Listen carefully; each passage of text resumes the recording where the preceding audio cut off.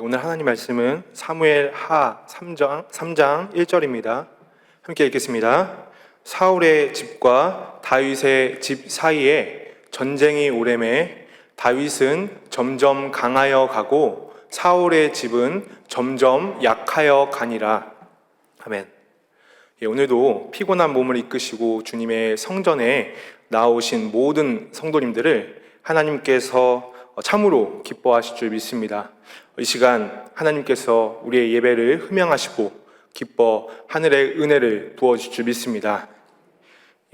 사무엘서에는 이스라엘의 왕이 세워지는 이야기가 등장하며 특히 사무엘상에는 이스라엘의 1대 그리고 2대 왕이었던 사울과 다윗 이야기가 나타납니다. 그리고 오늘 본문은 사울의 집과 다윗의 집을 비교하며 다윗이 점점 강해지는 반면에 사울의 집안은 점점 약해져 갔다고 이야기합니다. 그러면 사울과 다윗 모두 하나님의 기름 부은 받은 자로 이스라엘의 왕이 되었지만 두 사람을 넘어서 집안까지 이렇게 대비되는 이유가 무엇일까요? 오늘은 사울과 다윗을 비교하며 다윗과 그의 집안이 하나님의 복을 받았던 그 이유를 함께 나누어 보려고 합니다. 이제 사울이 왕이 되고 블레셋과 전투를 벌였습니다. 그런데 당시 블레셋의 군사력은 이스라엘의 군사력과는 비교도 할 수 없을 정도로 강했습니다. 지금으로 따지면 블레셋에는 수많은 전투기가 있는데 이스라엘에는 탱크마저 없던 그런 상황이었습니다. 그러니 두 나라가 전쟁을 한다면 당연히 그 전쟁의 결과는 물 보듯 뻔한 상황이었습니다. 사무엘상 14장 15절 말씀을 제가 읽겠습니다. 들에 있는 진영과 모든 백성들이 공포에 떨었고 부대와 노략군들도 떨었으며 땅도 진동하였으니 이는 큰 떨림이었더라. 그런데 사울이 자신의 진영에 있는데 갑자기 땅이 진동하면서 블레셋 진영이 혼란에 빠진 것입니다. 블레셋 진영 전체가 아수라장이 되어서 흩어지는 것이죠.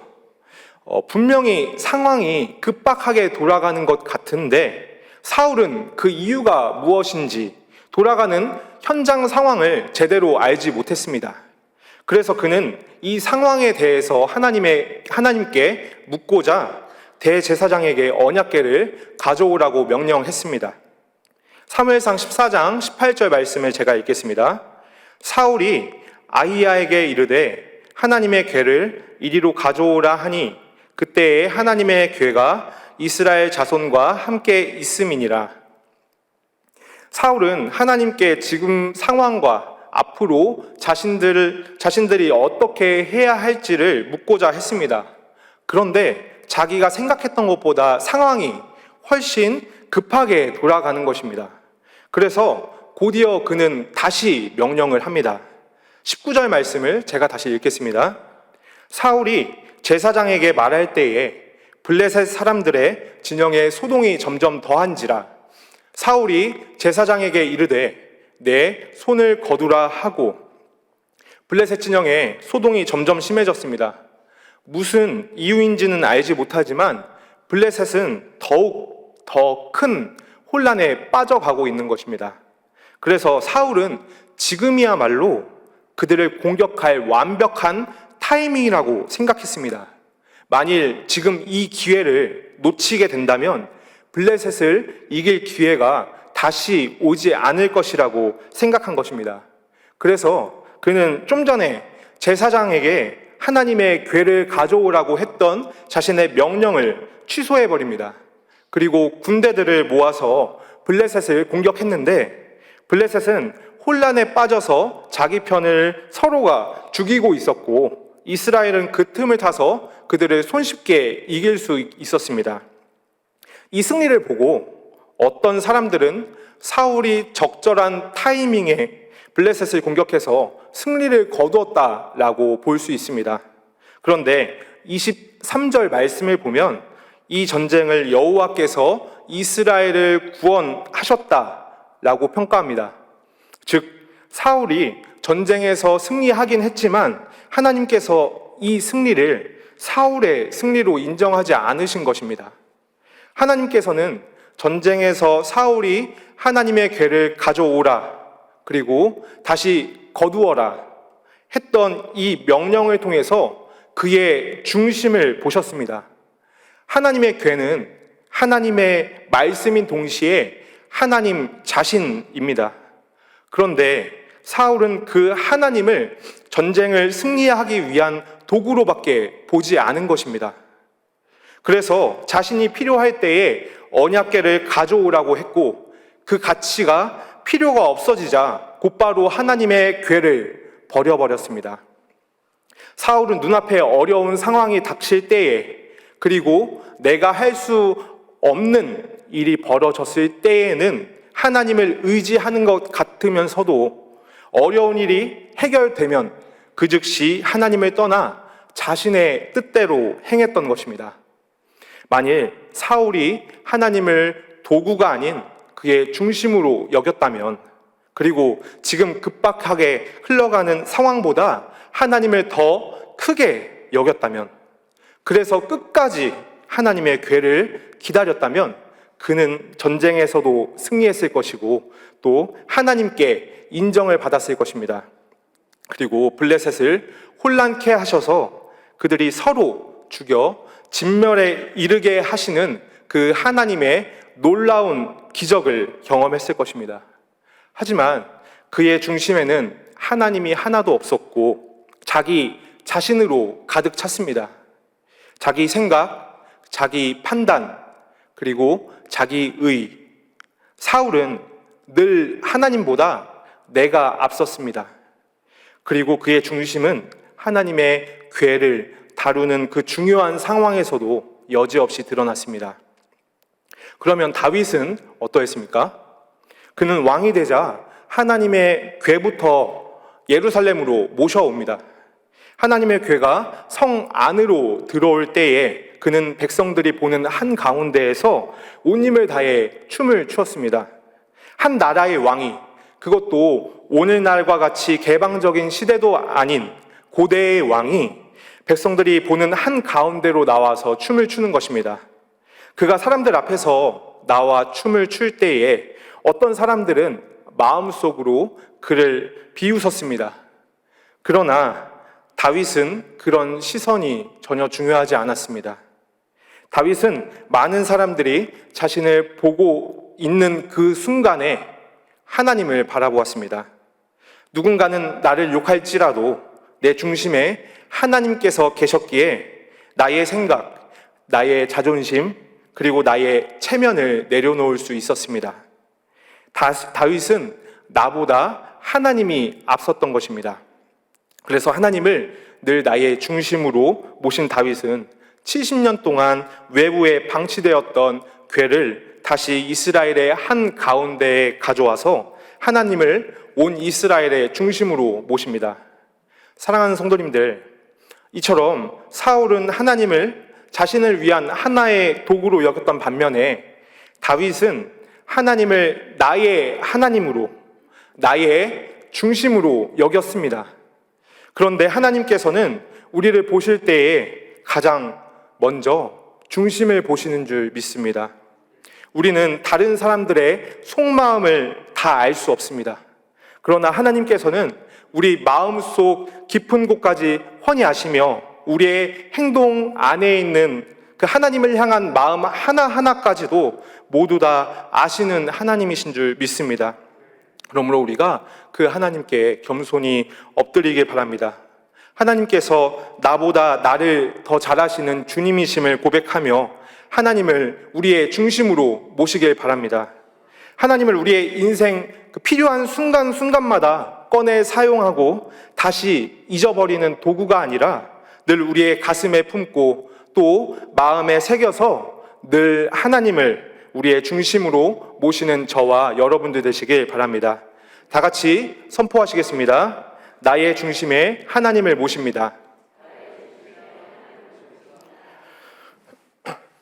다윗과 사울의 중심은 하나님의 궤를 대할 때 말고도 여지없이 드러났습니다.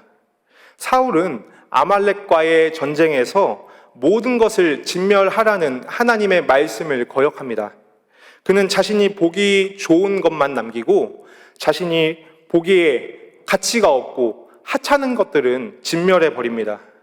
그러자 하나님께서 사무엘을 통해서 사울을 버리셔서 그가 이스라엘의 왕이 되지 못하게 할 것을 말씀하셨습니다. 그러면 그 말씀을 들은 사울은 어떻게 행했습니까? 자기보다 백성들에게 인기가 많았던 다윗을 시기 질투했고 또 자신의 정적으로 여겼습니다. 그리고 사울은 다윗을 끊임없이 죽이려고 했죠. 그에게 창을 던졌고 그에게 위험한 전쟁으로 내몰았습니다. 그럼에도 다윗이 죽지 않자 직접 군사들을 대동해서 그를 쫓았습니다. 사울이 이스라엘의 왕위에 40년간 있었는데 다윗과 골리앗의 전투가 그의 재위 약 10년 차쯤에 있었으니 사울이 다윗을 약 30년 정도 오랜 기간 동안 끈질기게 죽이려고 했던 것입니다. 그리고 이 과정에서 사울은 하나님의 제사장들을 무려 85명이나 죽였습니다. 사울은 그의 왕위를 위협하는 다윗을 죽이기 위해서 하나님께서 택한 하나님의 제사장들을 죽이는 심각한 범죄마저 저지른 것입니다. 이처럼 사울은 늘 그의 중심에 하나님이 없음을 행동으로 보여줬습니다. 그에게 하나님은 안중에도 없었고 또 오로지 그의 왕위를 지키기 위해서 다윗을 죽이려고 혈안이었습니다. 그러나 그때에도 다윗은 사울과는 달랐습니다. 그러면 다윗은 어떻게 행했을까요? 사무엘상 26장 8절부터 10절까지를 읽겠습니다. 아비새가 다윗에게 이르되 하나님이 오늘 당신의 원수를 당신의 손에 넘기셨나이다. 그러므로 청하오니 내가 창으로 그를 찔러서 단번에 땅에 꽂게 하소서. 내가 그를 2번 찌를 것이 없으리이다 하니 다윗이 아비새에게 이르되 죽이지 말라. 누구든지 손을 들어 여호와의 기름 부은 받은 자를 치면 죄가 없겠느냐 하고 다윗이 또 이르되 여호와께서 살아계심을 두고 맹세하노니 여호와께서 그를 치시리니 혹은 죽을 날이 이르거니와 또는 전장에 나가서 망하리라. 다윗에게 사울을 죽일 기회가 왔을 때 그는 사울을 죽이지 않았습니다. 요즘에 젊은이들 사이에서 더 글로리라는 그 드라마가 인기가 있다고 합니다. 이 드라마는 여주인공이 학창 시절에 끔찍한 학교 폭력을 당하고 그 상처를 가슴에 품고 자신의 인생을 바쳐서 가해자들에게 복수하는 내용입니다. 그런데 사회적으로 이러한 드라마가 각광받는 이유는 오늘을 살아가는 우리에게도 그러한 상처가 있기 때문인 것 같습니다. 그런데 다윗 또한 마찬가지입니다. 30년 가까이 사울에게 죽을 위기에 처했는데 드라마 상황보다 더하면 더했지 결코 못하지 않았을 것입니다. 사울을 생각하면 가슴이 먹먹했을 것이고 피눈물이 났을지도 모릅니다. 그러나 다윗은 자신의 칼로 사울을 치지 않았습니다.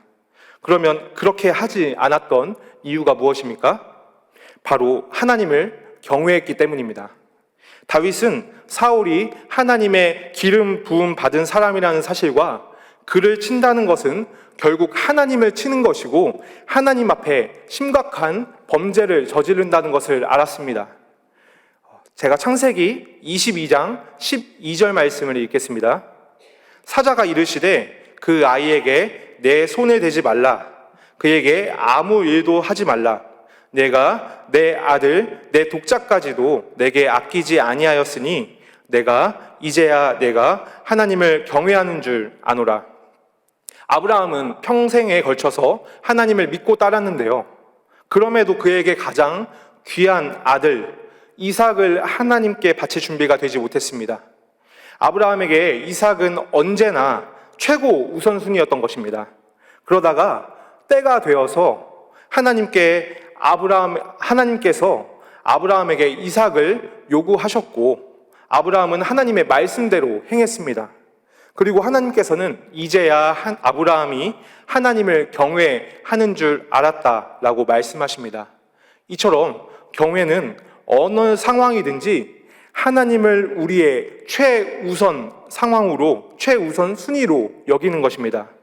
그런데 아브라함과 같이 다윗도 하나님을 경외했습니다. 사울이 오랜 기간 동안 자신을 핍박했어도 그는 자신의 감정과 본능을 하나님 앞에 접어두고 그가 하나님의 택함 받은 왕이라는 사실을 생각했습니다.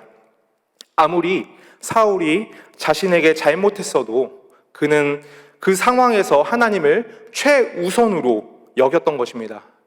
그래서 다윗은 복수를 위한 완벽한 기회가 왔을 때에 자기 자신보다 하나님을 먼저 바라보았습니다.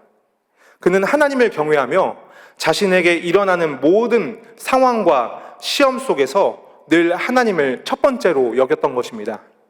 사랑하는 성도님들, 그런데 지금 이 시간 하나님 앞에 나오신 예배 드리시는 모든 분들은 모두 하나님을 경외하시는 분들인 줄 믿습니다. 지금 이곳에 계신 분들 중에는 하나님께 예배 드리시기 위하여 저녁 식사를 접어두시고 하나님께 나오신 분들이 계십니다. 하루 종일 일하셔서 피곤하지만 나의 쉼보다 하나님께 드리는 예배가 먼저이기에 집에서 쉼을 포기하시고 이렇게 하나님 앞에 나오셔서 말씀을 들으시는 분들인 줄 믿습니다. 육체의 쉼보다 하나님의 말씀을 더욱더 달콤하게 여기시는 모든 성도님들을 하나님께서는 당신을 경외하는 자라고 여기시는 줄 믿습니다. 그러므로 하나님을 경외하는 우리는 모든 상황들 속에서 하나님을 먼저 바라봐야 할 줄 믿습니다. 만일 누군가가 우리의 마음을 어렵게 한다면 그 사람을 원망하고 위로하는 마음이 들 때에 그 상황을 주신 하나님을 바라보길 바랍니다. 우리 앞에 원수가 보일 때에 우리 안에 계신 하나님을 바라보길 바랍니다. 하나님께서 늘 우리와 함께 하시기에 그분이 반드시 책임져 주십니다. 시험 중에도 하나님을 우리의 인생의 가장 우선순위로 삼으시며 하나님을 경외하는 저와 여러분들 되시길 바랍니다. 다 같이 선포하시겠습니다. 시험 중에 하나님을 경외합니다. 지금까지 나눈 것처럼 사울은 하나님을 도구로 여겼던 반면에 다윗은 하나님을 경외했습니다. 다윗은 늘 하나님을 최고 우선순위로 여겼고 자기에게 일어나는 모든 상황 속에서 하나님을 먼저 바라보았습니다. 그는 하나님을 경외함으로 그분을 자신의 인생의 중심으로 모신 것입니다. 그래서 하나님께서는 다윗을 강하게 하셨고 사울을 약하게 하셨습니다. 오늘 본문 말씀을 다시 한번 읽어보겠습니다. 사울의 집과 다윗의 집 사이에 전쟁이 오래매 다윗은 점점 강하여 가고 사울의 집은 점점 약하여 가니라. 본문 말씀에 사울의 집이 점점 약하여 갔다라고 나오는데 여기서 약하다라는 단어는 비천하다 그리고 하찮다라는 의미입니다. 사울은 블레셋과의 전쟁 중에 활을 맞게 됐는데 그는 이방인들을 손에 죽는 것을 피하기 위해서 스스로 자결하고 맙니다. 그리고 그의 아들들은 블레셋 군대에 의해서 죽임을 당하게 되죠.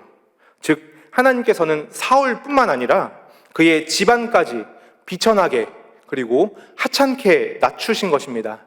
늘 하나님보다 자신의 판단을 그리고 상황과 문제를 중요하게 여겼던 그 사울을 하나님께서는 이스라엘의 왕에서 그 누구보다 낮추셨습니다.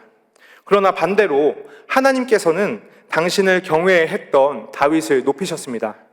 다윗의 모든 원수를 무찌르셨으며 또 그를 이스라엘의 왕으로 세워서 그의 이름을 위대하게 하셨습니다. 그리고 그 무엇보다 하나님은 그의 아버지가 되어주셨으며 예수 그리스도를 그의 후손으로 이 땅에 보내실 것을 약속하셨습니다.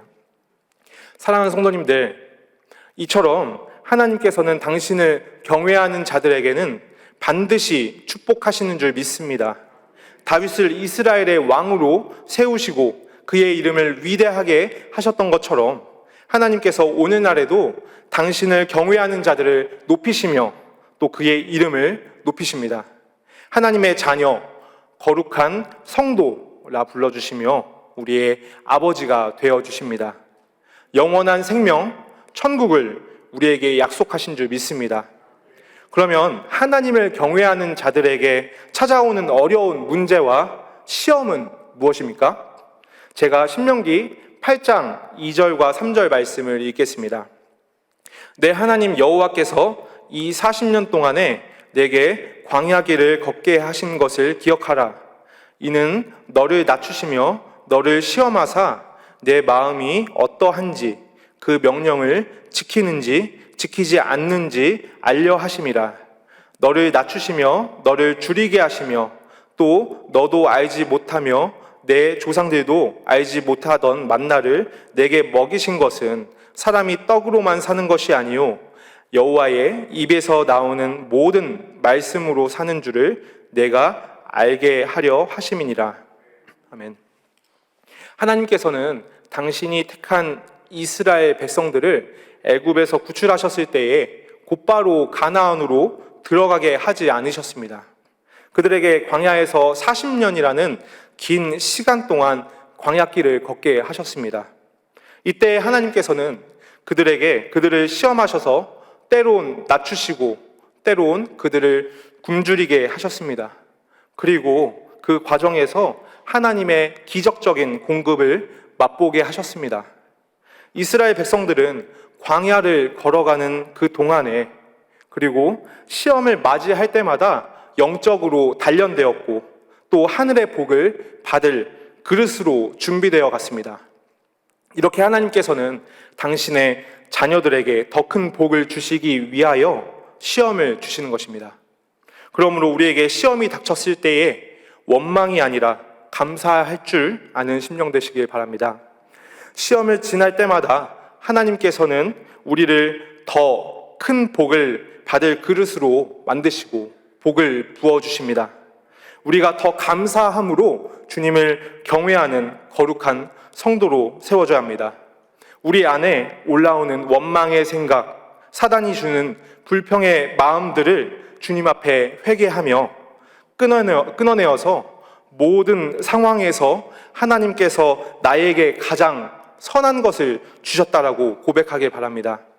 우리 인생의 모든 상황 속에서 하나님을 늘 경외하며 하나님의 선하심을 고백하는 저와 여러분들 되시길 바랍니다. 하나님의 선하심을 고백하며 늘 하나님 앞에 나아가 회개하는 하나님을 경외하는 모든 분들과 그 가정에 하나님께서 강하게 하시는 역사가 일어날 줄 믿습니다. 함께 선포하시겠습니다. 하나님을 경외하는 자들에게 축복하십니다. 말씀을 맺으려고 합니다. 사울과 다윗이 모두 하나님의 기름 부음을 받은 이스라엘의 왕이 되었지만 두 사람은 완전히 다른 결말을 맞이하게 되는데 그 이유는 바로 하나님을 경외하는가에 있었습니다. 사울은 하나님을 늘 가볍게 여겼던 반면에 다윗은 늘 하나님을 경외했고 늘 자신의 중심으로 모셨습니다. 그리고 이러한 하나님을 향한 그들의 마음은 그들에게 일어나는 모든 상황 속에서 번번하게 일어났습니다. 결국 하나님께서는 자기 자신을 위해서 하나님을 사용했던 사울을 약하게 하셨고 당신을 경외했던 다윗을 점점 강하게 하셨습니다. 그를 이스라엘의 왕으로 세우셨고 그의 대적들을 무찌르셨습니다. 그의 후손으로 예수 그리스도를 이 땅에 보내셨습니다. 사랑하는 성도님들, 이처럼 하나님께서는 당신을 경외하는 자들에게 축복하십니다. 영원한 천국과 함께 이 땅에서 누리는 하늘의 복들을 부어주십니다. 그러므로 우리가 늘 하나님을 경외하기 바랍니다. 하나님을 경외하는 자들에게 일어나는 모든 일들은 하나님께서 복을 부어주시기 위한 통로라는 사실을 우리가 굳게 기억하며 우리에게 일어나는 모든 문제와 시험들 속에서 하나님만을 붙잡고 경외하는 저와 여러분들 되길 소망합니다. 마지막으로 선포하겠습니다. 하나님을 나의 중심으로 모십니다. 시험 중에 하나님을 경외합니다. 하나님을 경외하는 자에게 축복하십니다.